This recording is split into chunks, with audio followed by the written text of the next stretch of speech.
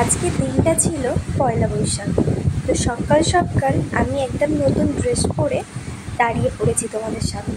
আর সকাল সকাল নতুন ড্রেস পরেছি কারণ সব কাজ করেছি নতুন ড্রেসটা পরে। তারপরেই যে আমাদের মানত ছিল, তার জন্য আমরা মাঠের রাস্তা দিয়ে যাচ্ছিলাম গন্ডি কাটার জন্য। আর ওখানে আমার বর যাচ্ছে হাফ প্যান্ট পরে বাতাসা নিয়ে, ওরও মানত ছিল। তো এই যে আমরা মাঠের রাস্তা দিয়ে যাচ্ছি, তো আমাকে ছাপা শাড়িটা পরে কেমন লাগছে তোমরা বলো।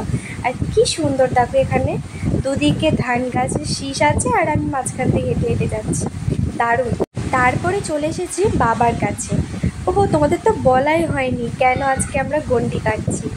তো যাই হোক, আমরা এখানে মানত করেছিলাম বাবা পঞ্চনন্দের কাছে, পয়লা বৈশাখের দিনে এখানে পুজো হয়। তো তার জন্যই আমরা এখানে গন্ডি কাটছি। দেখো ঘাট থেকে উঠে উঠে যাচ্ছি। আর এটা হচ্ছে আমার দিদি ভিডিও করে দিয়েছে আমাদেরকে, তোমরা একটু ম্যানেজ করে নিও। ভিডিওটা ভালোই হয়েছে, খালি মাঝখানে একটা বউ চলে এসেছে। আর আমি আগের বছরে ভাবতে পারিনি যে এরকমভাবে বিয়ে করে একসাথে গন্ডি কাটবো।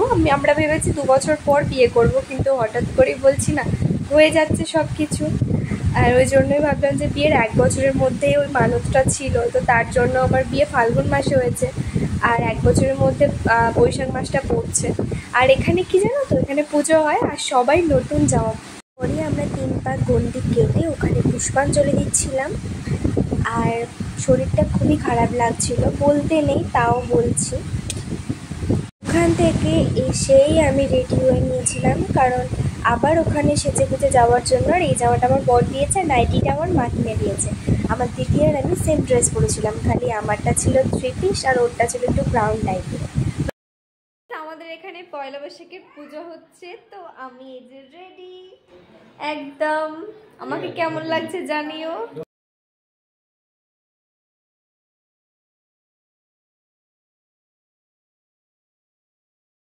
আমরা এবার চলে এসেছি বাবা পঞ্চনন্দের কাছে।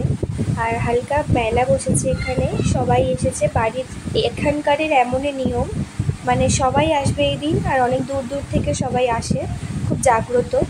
আর দেখো তোমরা যেরকম পুজো হয় সেরকমই হচ্ছে। আর এটা হচ্ছে চাচা বরফ। আমি না অনেক দিন খাইনি, খুবই অনেক ইচ্ছা হচ্ছিলো বলে খেলাম, কিন্তু অতটাও টেস্ট লাগছিল না এখানে চাচা বরফটা। আর আমার নখগুলোকে একটু তোমরা দেখো না, আমার নখগুলো দেখলে তোমাদের না ঘেন্না করবে, নখ কেটে কেটে এমন হয়ে গেছে আমার। আর এখানে প্রসাদ খাওয়াচ্ছে, মানে খিচুড়ি। তো আমরা এখানে লাইনে দাঁড়িয়ে আছি, কত ভিড় দেখো। অনেক কষ্টের পরে আমরা জায়গা পেয়েছি যে খিচুড়ি আমরা খাচ্ছি, খিচুড়ি পায়েস, আর ওরা ওখানে খাচ্ছে। আর চাটনি আর বোঁদে এগুলো দিয়েছে। আর লাস্টে দেখো আমরা ওখানে বাতাসা ছড়াচ্ছিলাম, সেই দূরে দেখো আমার বর গামলা নিয়ে আছে আর আমি ওই 3 পিসটা করে দাঁড়িয়ে আছি। তো জানি না এবছর কেন এত তাড়াতাড়ি বাতাসা ছড়ানো হয়ে গেল। প্রতি বছর 4:30 5টা মানে হয়ে যায়, কিন্তু এবছর তাড়াতাড়ি হয়ে গেছে। আর আজকের দিনটা সত্যি খুব ভালো কেটেছে, প্রতি বছরের মতন। মানে আগে তো আমি ঘরে কাটাতাম, তা আমার বরের সাথে আমার সম্পর্ক হওয়ার পর থেকে তো আমি এখানেই আসি সবসময়। আর এখানেই এই ভিডিওটা স্টপ। এরপর আমাদের কাছে আম পাড়ছিলাম, তো আমার ভাইকে আর আমার দিদিকে বাড়িতে পাঠাবো বলে। তো আমার ভাইয়ের মাথায় আমটা পড়ে গেছে, আমি অতটা লক্ষ্য করিনি।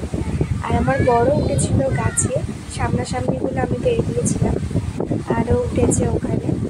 তো তোমাদের যদি ভিডিও ভালো লেগে থাকে তোমরা কিন্তু আমার পাশে থাকবে, অবশ্যই কমেন্ট করবে তোমাদের কী কী রকম ভিডিও চাই।